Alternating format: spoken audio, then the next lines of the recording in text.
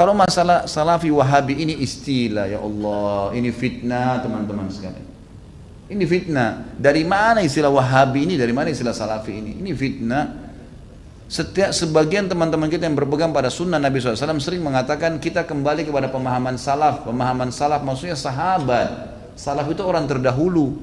Dikatakan pesantren salafiyah, pesantren yang dulu, tradisional gitu kan. Jadi itu pemahaman kembali kepada salaful ummah.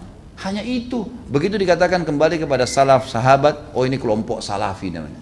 Nisbatkan. Dari mana ini penisbatan ini gitu kan? Kemudian wahabi. Apa wahabi ini? Dari mana istilah ini? Ini keluar dari mulut orang-orang yang tidak bertanggung jawab. Kalau kita lihat cirinya orang wahabi, yang dianggap wahabi orangnya berjenggot, jalankan sunnah Nabi. Kalau sholat ke masjid, istrinya pakai tutup aurat. Ya, di rumahnya jauh dari perbuatan dosa. Ini nih kelompok nih. Diolok-olok, wahabila. Saya pernah dimasukkan dalam grup gitu kan. Saya lihat semuanya disatuin, teman-teman dari semua ormas ada, termasuk nama saya masuk di situ. Banyak, mungkin ada 80 atau 100 orang ustadz, kiai dan seterusnya. Baru saya masuk di situ saya sudah baca. Wah, ini banyak ustadz-ustadz wahabi, dimain-mainin gitu, tulisannya pakai O. Wahabilah ini. Oh, ini wahabi ini suka tolak salawat, suka tolak zikir, suka tolak doa.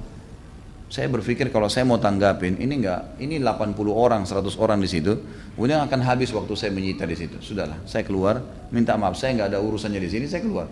Karena yang bilang orang-orang yang pernah belajar di Saudi teman-teman benci sama zikir itu siapa? Anda yang fitnah itu. Gimana caranya?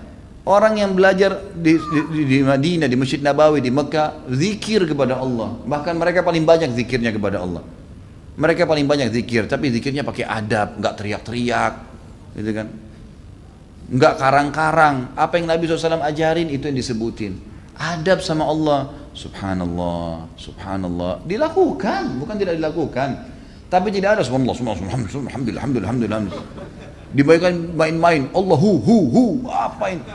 Ini apa ini? Ini kalau zaman Umar sudah diketuk semua kepalanya nih. Ngarang-ngarang gitu kan. Oh ini benci sama doa. Siapa yang bilang benci doa teman-teman sekalian? Antum nggak dengar tuh bagaimana Syekh Sudes berdoa sampai hampir 1 jam kalau sholat kunut. Itu dikatakan tuh, itu pentolannya wahabi katanya. Baik berdoa kunut 1 jam sampai orang semua pada menangis seluruh dunia, antum bilang itu wahabi. Ini subhanallah ini. Benci doa itu namanya ajib. Sesuatu yang aneh gitu. Bagi saya tuduhan-tuduhan yang tidak beralasan sama sekali. Nggak beralasan nih. Yang penting dari Saudi wahabi gitu kan.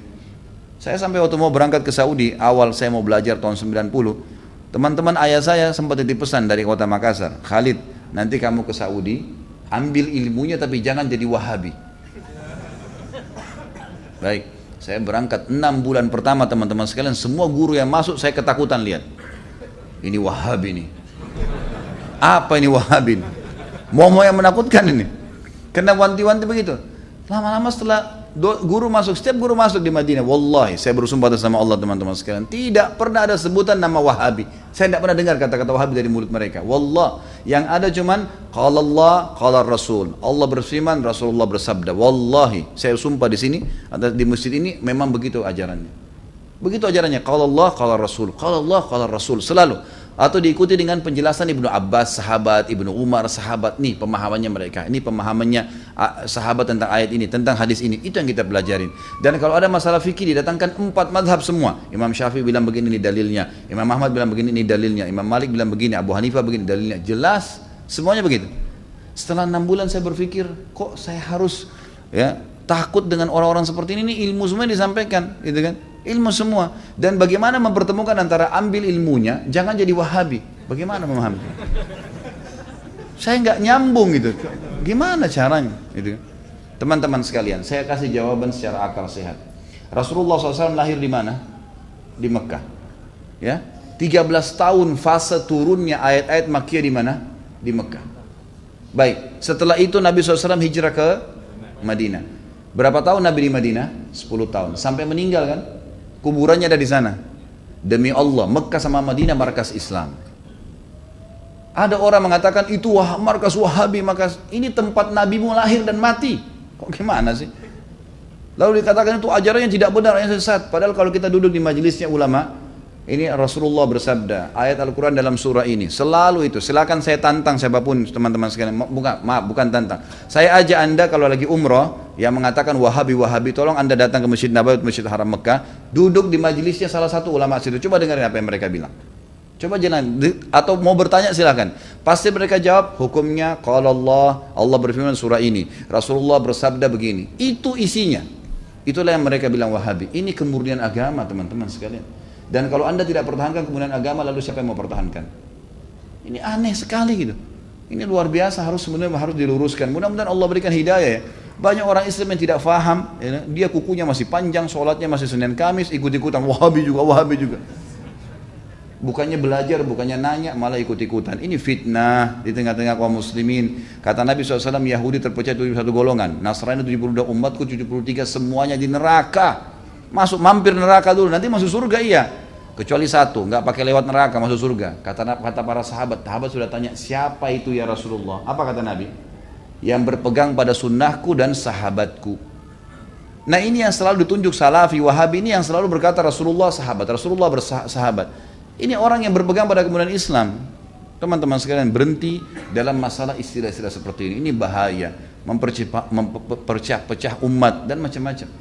Saya lihat beberapa di cuplikan YouTube saya, ada kata-kata di bawah. Oh ini pentolannya Wahabi nih. Ah ini mungkin ISIS nih. Nah ini mungkin ini nih. Ah ini mungkin ini nih. Padahal orang itu tidak kenal saya. Bagaimana pertanggungjawaban dia hari kiamat di depan Allah? Coba nuduh saya. Bisa ketemu sama saya minta maaf nggak? Kalau nggak ketemu, gimana coba? Saya bisa maafin, tapi dalam hukum Islam, kalau seseorang memfitnah saudaranya Muslim, menuduh sesuatu yang dia tidak punya ilmu, kan itu. Sudah dimaafin pun pada orang yang melakukan, orang-orang yang sedang difitnah, tetap hukum syar'i dia harus minta maaf. Kalau tidak, saya dapat pahala karena memaafkan, dia tetap dihukum sama Allah karena masih belum minta maaf. Variabelnya begitu kan, hukumnya begitu. Orang mencuri, kemudian dia tidak kembalikan haknya orang, tetap dihukum, nggak bisa. Maka teman-teman berhenti dari fitnah ini. Kita ikut-ikutan, ini dikatakan teroris, oh kita juga ikut-ikutan teroris semua. Ini garis keras, ini kita katakan garis keras. Belajar. Kita punya mata bisa melihat, telinga bisa mendengar, hati bisa berpikir, bisa merenungi. Dengar dong dulu, gitu kan? Apa yang disampaikan? Kalau disampaikan benar, terima. Kan itu. Teman-teman yang dituduh dengan istilah ini hanya betul-betul kembali kepada kemudian Al-Quran dan Sunnah. Itu. Coba hadiri pengajiannya pasti selalu kalau Allah, kalau Rasul. Kalau Allah, kalau Rasul. Ini ajaran Islam teman-teman. Gak pernah ada perkataan kata kiai saya, kata guru saya, kata gini, kata gitu. Gak pernah. Anda boleh ikuti ceramah saya, kalau saya pernah katakan ini kata si fulan ini sudah jauh. Kalau Allah, kalau Rasul. Ada tanggapan ulama yang merincikan mungkin atau menyampaikan, itu mungkin. Ini Allahu a'lam. Mudah-mudahan Allah perbaikin keadaan. Kalau masalah salafi itu diambil istilah sebenarnya. Teman-teman kita yang berdakwah sekarang di Indonesia ini berfaham sunnah. Termasuk mungkin pengajian kita ini seringkali dikatakan pengajian salafi, pengajian Wahabi. Karena setiap kali dalam pengajian-pengajian ini kita selalu mengatakan salaf ummah. Ada orang-orang terdahulu sebelum kita dari kaum salaf ummah. Salaf ini yang telah mendahului. Itu yang dimaksud sahabat dan tabi'in. Itu yang dimaksud dengan kaum salaf. Ya, kaum salaf. Salaful ummah telah berkata seperti ini, para sahabat dan tabi'in. Nah, karena sering mengucapkan ada istilah salaf, dikatakan kelompok salafi. Padahal sebenarnya tidak ada kelompok ini gitu. Ini cuma istilah sebenarnya diistilahkan gitu kan. Karena ada keluar kalimat itu. Kalau Wahabi ini sebenarnya dulu pernah ada pemahaman keliru ya di Maroko, berfaham diistilahkan Wahabi. Itu di zaman mungkin masih sudah lama, mungkin zaman Abbasiyah. Kemudian dihancurkan oleh Khilafah Abbasiyah dan pemimpinnya sudah dibunuh, dihukum mati, udah habis gitu kan. Nah, pemahaman ini memang pemahaman yang tidak benar awalnya. Kemudian setelah pemahaman Syiah banyak diperbaikin, diluruskan di Jazirah Arab ya. Dan orang-orang Sunni banyak mengistilahkan ini Syiah. Hati-hatilah, orang Syiah itu mencaci maki, mengkafirkan para sahabat, kecuali Ali dan beberapa orang sahabat Nabi. Sementara ahli sunnah itu malah menghormati semua sahabat termasuk Ali. Tidak pernah ada ahli sunnah mencaci maki Ali radhiyallahu anhu. Kita muliakan dan kita terima. Semua keluarga Nabi SAW kita hormatin ya. Kita berikan salam dan salawat setiap kali kita tahiyat kepada mereka gitu ya. Nah, orang-orang Syiah yang tidak menerima selalu diserang oleh ahli sunnah, gitu kan? Karena kalau dikatakan sunnah, sunni dan syi'i, ya gitu. Sunni itu artinya orang yang mengikuti sunnah. Sebenarnya orang Syiah tidak mau istilah itu melengket pada kita, nggak mau. Karena kalau difaham pemahaman Sunni, berarti orang-orang yang ikuti sunnah Nabi. Syiah berarti yang mengikuti pemahaman Ali, gitu kan? Seperti itu. Jadi pasti orang lebih cenderung memilih, oh berarti pemahaman Sunni dong, ikuti Nabi. Yang ahli sunnah juga menghormati Ali, kok nggak ada masalah, gitu kan? Maka orang-orang Syiah mengeluarkan istilah Wahabi yang tadinya awalnya tidak baik nih, dilempar kepada orang-orang yang faham Sunni. Makanya orang-orang Syiah di Iran itu mengatakan Saudi negeri Wahabi, gitu kan? Maksudnya negeri yang menjalankan sunnah. Kalau dia bilang itu negeri pusatnya Sunni, orang-orang akan dukung pasti. Tapi kalau dikatakan negeri itu negeri Wahabi, orang akan berpikir apa nih Wahabi ini? Bisa saja orang kembali kalau baca sejarah ke histori buruk tentang kisah Wahabi yang awal tuh, yang memang tidak benar, gitu kan? Padahal tidak pernah sama sekali ada istilah Wahabi. Saya tinggal di Saudi waktu saya mau berangkat pertama, subhanallah, tahun 90, sekolah di Madinah. Waktu itu masih kelas SMA ya. Kemudian ada teman-teman ayah saya ya, sempat mengatakan, nanti Khalid di sana ambil ilmunya, tapi jangan sampai kau jadi Wahabi. Saya berangkat terus terang, saya pikir Wahabi ini momok monster yang menakutkan. Setiap kali ada guru saya masuk, dosen saya masuk, saya selalu ini Wahabi nih, yang berjenggot ngomong apa nih Wahabi nih, gitu. Selalu begitu, gitu kan? Karena ayah saya seorang yang dikenal, gitu kan, seorang yang tokoh masyarakat di Makassar. Jadi pasti mereka tahu saya balik, saya akan gantikan beliau, minimal itu, gitu kan? Maka saya pun berhati-hati sekali. Subhanallah, mungkin 3 bulan sampai 6 bulan pertama itu semua momok yang kayak menakutkan. Tapi setelah saya muhasabah diri saya, enggak pernah orang-orang ini, enggak ada omongan kasar, dan selalu yang keluar dari mulut mereka, qala Allah, qala Rasul. Allah berfirman, Rasulullah bersabda. Kalaupun dikuatkan, sahabat Abdullah bin Umar berkata, Abdullah bin Abbas berkata, selalu begitu. Enggak pernah ada, ini pendapat saya, oh ini pendapat Wahabi, enggak ada. Kalau orang Syiah selalu, kelompok Syiah, selalu digembar-gemborkan Syiah. Kita enggak pernah, enggak ada begitu. Lalu saya bilang, ini pemahaman yang salah. Kira-kira bagaimana caranya saya ambil ilmunya, saya enggak jadi Wahabi, ini bagaimana modelnya? Enggak bakal nyambung kalau emang ini dikatakan Wahabi, berarti pemahaman ini benar selalu kalau Allah, kalau Rasul. Dari mana nih? Lama-kelamaan saya tamat sampai S1 baru saya paham, oh ini istilah yang digunakan oleh orang-orang Syiah untuk menjauhkan orang bahkan dari pemahaman Sunni yang benar. Siapa kelompok ISIS, Syiah dan Wahabi? Apa fadilah bagi orang yang mati syahid? ISIS tentu kelompok yang mereka membentuk kesatuan, jadi memfokus untuk mendirikan khilafah di Syria dan Baghdad di Irak. Jadi ISIS itu Syria dan Irak, gitu kan, untuk mendirikan negara di sana dengan cara-cara yang mereka lakukan. Sampai sekarang yang saya temukan adalah para ulama menegur perilaku-perilaku mereka, dari cara-cara untuk membunuh semua orang yang tidak faham, gitu kan. Kemudian banyaknya hal-hal yang sekarang ini terbuka. Ada banyak tulisan-tulisan sekarang, artikel dalam bahasa Arab, foto-foto yang ditemukan. Jadi pimpinan-pimpinan mereka ini bersatu satu sama yang lain. Jadi seakan-akan sengaja dibentuk untuk meributkan umat Islam ini, gitu kan. Itu yang lahir. Sekarang ini kayak ribut sekali antara ISIS sama Syiah. Dua-duanya punya pemahaman-pemahaman yang perlu diluruskan, ya. Dan jelas pemahaman mereka dibongkar oleh para ulama dan disampaikan.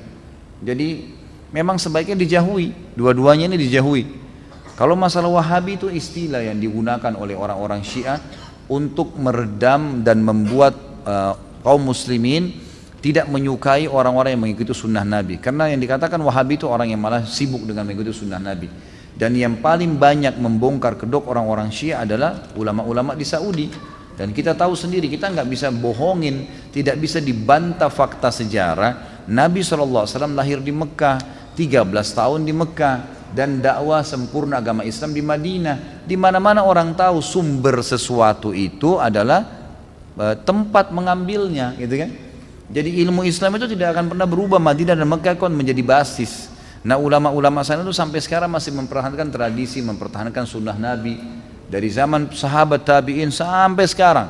Masih mereka punya halaqah di Masjid Nabawi, menyampaikan hadis-hadis Nabi, meluruskan kesalahan-kesalahan. Dan yang paling banyak membongkar kedok Syiah, ya, dan ini juga kelompok ISIS ini adalah ulama-ulama di Saudi. Maka mereka disorotin. Nah, disorotinnya supaya jangan cuma ini saja yang dibongkar kedoknya, mereka juga menakut-nakuti umat Islam ini ada Wahabi nih. Wahabi itu apa? Orang-orang garis keras, fundamentalis lah, teroris lah, dan segala macam istilah, gitu kan. Kalau saya sih nggak usah terpengaruh dengan itu, ya. Kalau saya yang penting kita menjalankan sunnah Nabi, Allah subhanahu wa ta'ala sudah mengatakan dalam surah Saf, Allah akan memperlihatkan agamanya walaupun orang kafir, orang musyrik nolak, kita tetap komit menjalankan, sudah selesai.